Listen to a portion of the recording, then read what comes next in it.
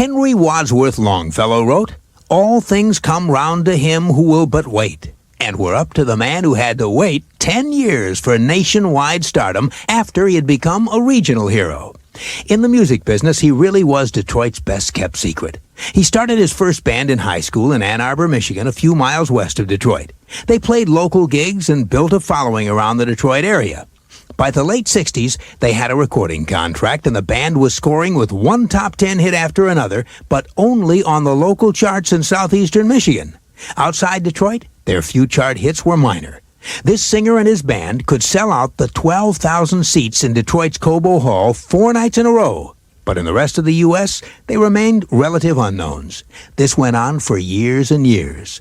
Then, in 1976, something happened. This man and his band released a live album called Live Bullet, which captured their high-energy concerts. It went to number 34 on the Billboard album chart. Then came the follow-up. That album, Night Moves, went to number 8, and the title song became a top 10 single. Bob Seger and the Silver Bullet Band had broken through. The rest of America had discovered Detroit's best-kept secret and made them a super rock act across the USA. Their 15th top 40 hit is a song from the soundtrack album to the film Teachers. Here are Bob Seger and the Silver Bullet Band debuting at number 34 with Understanding. American Top 40. For Kasem, I'm Charlie Van Dyke.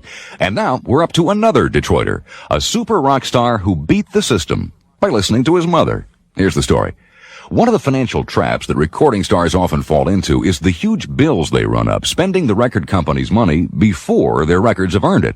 And the record company expects to collect the money it spent on publicity, promotional tours, and unprofitable records before paying that artist a single penny on successful records. So many an artist has to produce 2 or 3 gold records before he sees the big money he's supposed to be making. It's happened over and over again in the record business. Pete Townsend of The Who has said that The Who, in spite of all their hits, weren't out of debt until their blockbuster album, Tommy. Well, in the case of another artist, Bob Seger, there were 10 hard years of losing money that preceded his big break. But because of his mother, Bob avoided running up his debts. He says he kept a close eye on the expenses of running a band and recording his albums. He kept those costs down to the bare minimum, and he paid them off as he went along. So Bob Seger was able to enjoy the fruits of his labor as soon as his record started selling, all because his mother knew best. Her advice to him was never steal, never lie, and always pay those bills. And when Bob Seger finally broke through on the charts, he didn't owe his record company a penny. Today, he still pays his bills, and he's still hitting big. His current hit is at number 17 on American Top 40. Here's Bob Seger and the Silver Bullet Band with Understanding. Number 40. The first of our 4 debuts is from Bob Seger's new CD, The Fire Inside, the Detroit rocker's first album in over 5 years. Bob says he writes about 100 songs a year, finishes around 40, and keeps maybe 10.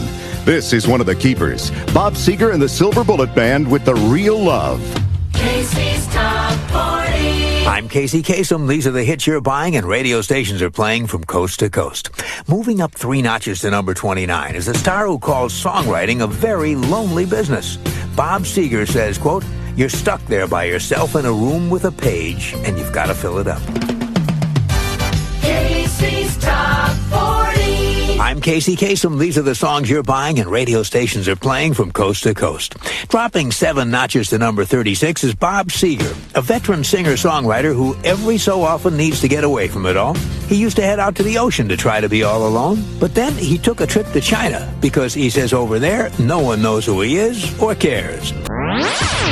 America's Top Hits. This week back in 1980, one of the top hits in the USA was Against the Wind. It's by a star who was so frustrated by 10 years of failed bands, he quit music and went back to college. Bob Seger's early years in music were difficult. Throughout the 60s, he was a member of bands with names like The Decibels, The Town Criers, The Beach Bums, The Omens, The Last Herd, and The Bob Seger System. One after another, those groups fell apart. And in 1969, Bob Seger decided he'd had enough. He went back to college to study history, but after a year in school, the need to make music became overwhelming. Only this time, he came back as a solo act, and this time, it worked. This week back in 1980, Bob Seger had one of the top hits in the USA. Here's Against the Wind. Now, on with the survey. Number 12.